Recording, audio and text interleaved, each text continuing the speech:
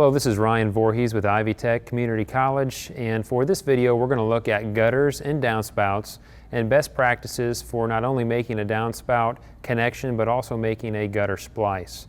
A few parts and pieces before me here. We have a traditional 5-inch K-style gutter. This is the most common gutter on the market. There is also a 6-inch variety with the same profile. We have a standard 2x3-inch downspout, which is also available in a 3x4-inch variety. And we have two elbows. This is an A-style elbow and a B-style elbow. And by using a combination of these two, we can get the water to go just about wherever we want. All of these materials are made out of aluminum. You can also get these materials in steel or copper or various other materials as well. Other accessories we need. This here is called an outlet, and we use this to connect a downspout to a gutter. This is plastic. A galvanized or aluminum product would be a better choice. We also have end caps. This end cap here is a right. There's also a left variety. And we have our gutter clips. These are hidden clips that will hook underneath the leading edge of the gutter and down over the tail end of the gutter, which allow us to fasten the gutter to the structure. Now, before we get going, a few things that need to be remembered. First off, a 5-inch gutter should be coupled with a 2x3 downspout, and a 2x3 downspout can handle about 1,000 square foot of roof area per downspout. If we upgraded to a 3x4, it could handle about 1,500 square feet of roof area per downspout. So we're going to size our roof and figure out how many downspouts we need. We're also going to pay attention to how far apart our downspouts are.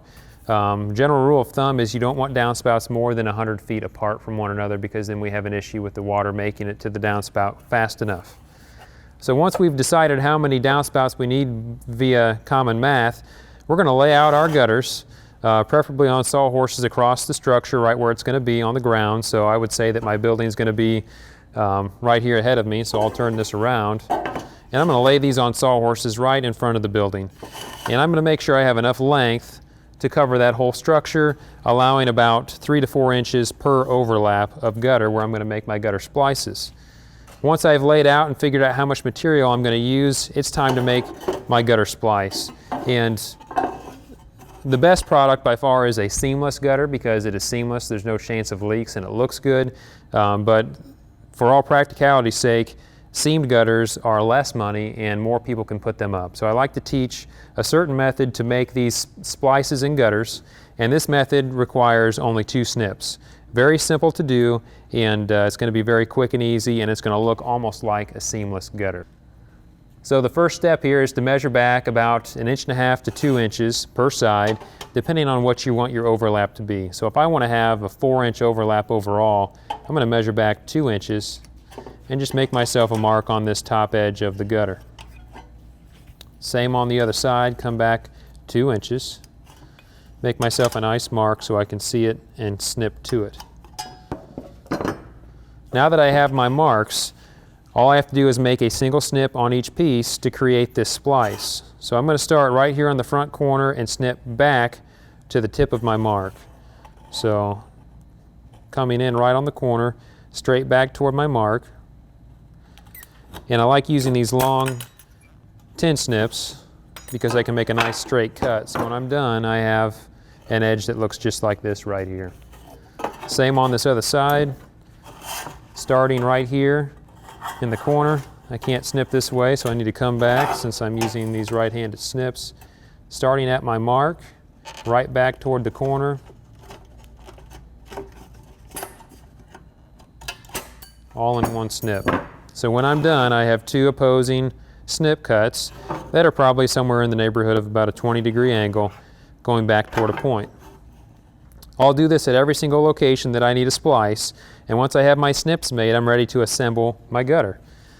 So the main thing to remember here, I don't worry necessarily about which way the water is going to flow and which way I lap these. What I worry about is my sealant, because my sealant is what does the work of making this watertight. So here in what's going to be the underlap side, I'm not going to actually caulk this, but pretend this pencil is caulking. I'm going to run a bead of caulking about a 1/2 inch in, all the way down and around and back up like so. Now I'm going to skip about 1/4 inch and do that again, and then skip about 1/4 inch and do that again. So when I'm all done, I end up with 3 beads of caulking. We're talking a 1/4 inch bead, 1/4 inch apart, just like so. And before I put these together, one other item that needs addressed. When I snipped, I crimped this hem. So with a screwdriver or a knife, take and open up this hem so that it's nice and open. That makes our next step easier. So in here, this one's already pretty well open. Just make sure that's open. Now here is the trick. A lot of folks, when they make a splice, take and just slide the splice together. The problem with that is when I slide a splice together, I'm going to scrape away all the caulking that I so carefully placed here, and I'm going to have a leak. So the trick to this system is to take one hand, and your gutter that's going to enter your previous gutter, we're going to take and make a nice tight bend like this. And I'm going to leave it up and just hook the front edge together and slide that together as far as I can, which should be back to where my joint was. So with that slid together, I'm going to take and roll this together just like so.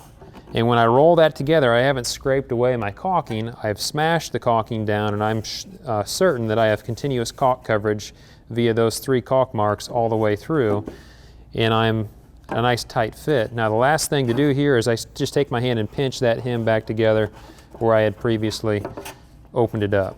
So when I'm done, if you look here, get this, make sure it's nice and tight, I end up with a very tight looking, strong joint. Now I'm not finished yet. You always want to have a gutter clip right at your splice, so I'm going to hook this in right at the splice, and then interlock it over top of the back of the gutter here. And that's going to hold it together while I do my next step. Now a lot of folks will leave it, but I'm a little bit of a stickler, and I see if I turn it this way, you can see a bit of a shadow line here. So what we're going to do is go ahead and put a rivet right here in the center to pinch this together so it looks real good, and when we're done it'll look almost like a seamless gutter. Let's come right about there.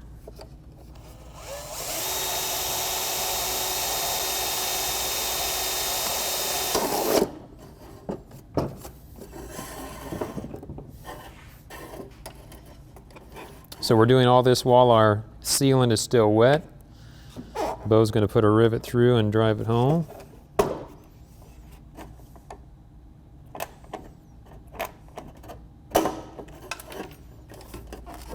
And that brings that together nice and tight, and we're good all the way around. Another option is we could put a rivet on the back side, but I choose not to do that because when I fasten the gutter, this screw is going to go through both panels and make it nice and tight. So this here is the 2-snip gutter splice, 3 beads of caulk, and that makes a very strong, stiff, good-looking splice that didn't require any other components and will be very, very, very watertight over the duration of the life of this gutter.